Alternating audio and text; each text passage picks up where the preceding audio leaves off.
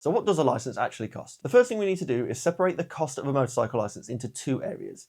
You've got the government costs and then the training school's costs. The government side of the license is honestly not actually that bad or that expensive. These are fixed costs and they are non-negotiable, so it doesn't matter who you are, absolutely everyone pays exactly the same. These costs can be broken down into the following areas, which are your provisional license. That's the first thing you're going to need. That's going to cost you £34.